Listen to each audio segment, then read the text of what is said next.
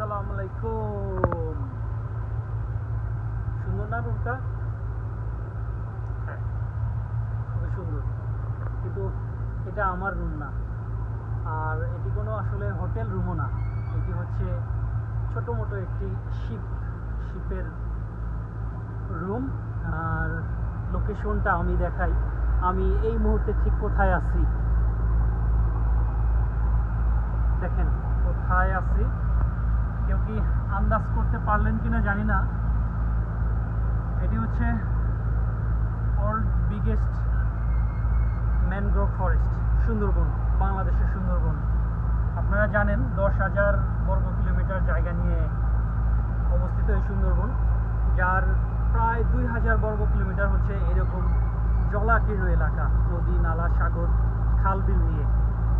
আর এই সুন্দরবনের কিন্তু বেশিরভাগ অংশ, অর্ধেকের বেশি অংশটা হচ্ছে বাংলাদেশের মধ্যে, আর অর্ধেকের কম অংশটা হচ্ছে ভারতের পশ্চিম বাংলায়। তো দেখেন কি সুন্দর, ঘন সবুজ গাছপালা, বিভিন্ন কালারের গাছের পাতা।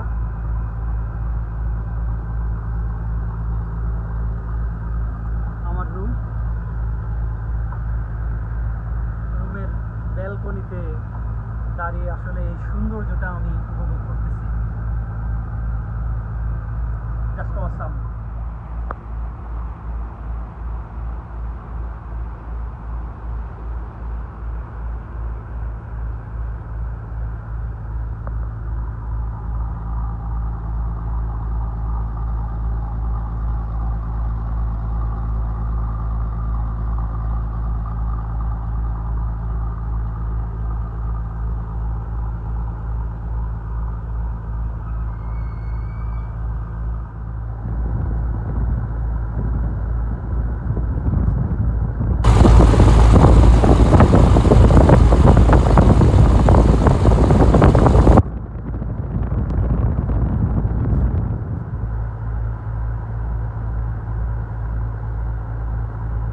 বাজে 6টার সময় দেখেন কি সুন্দর একটি দৃশ্যর মুখোমুখি হলাম।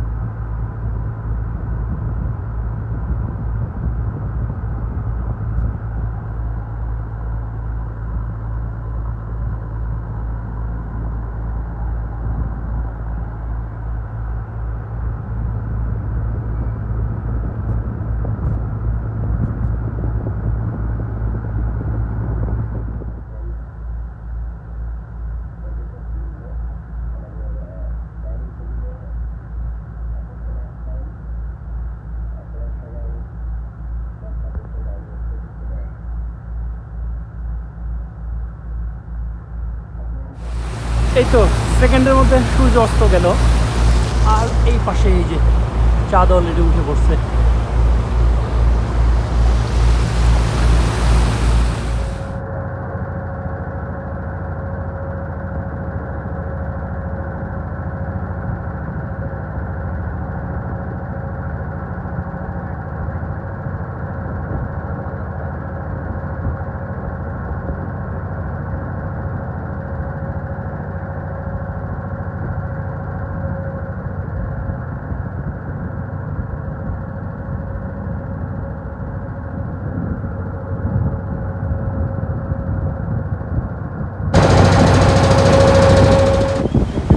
সুন্দরবন ট্যুরের এখন পর্যন্ত দেখা যে স্পটগুলো দেখছি, এর ভিতরে সুন্দরতম জায়গা এটি জামতলা সি বিচ, যেটা বঙ্গোপসাগরেরই অংশ, যেটা আমরা কক্সবাজার বা সেন্ট মার্টিনে গিয়ে দেখি বা কুয়াকাটা বিচে দেখি, সেটারই কিন্তু অংশ।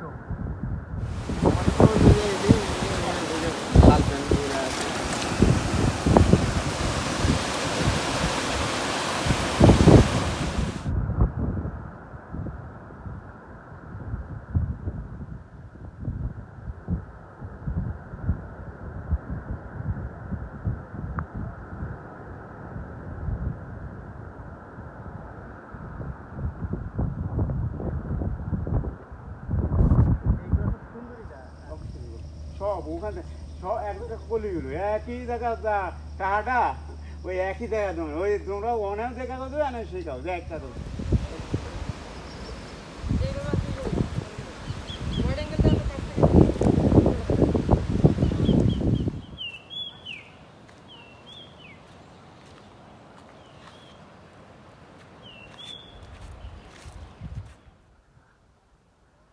যে এইখানটাতে কিন্তু কোনো গাছপালা নেই, আর যে কয়টা গাছ আছে এগুলো কিন্তু মরা, এই যে দেখতে পাচ্ছেন মরা গাছ, আর ঘন ঘন গাছপালা নেই।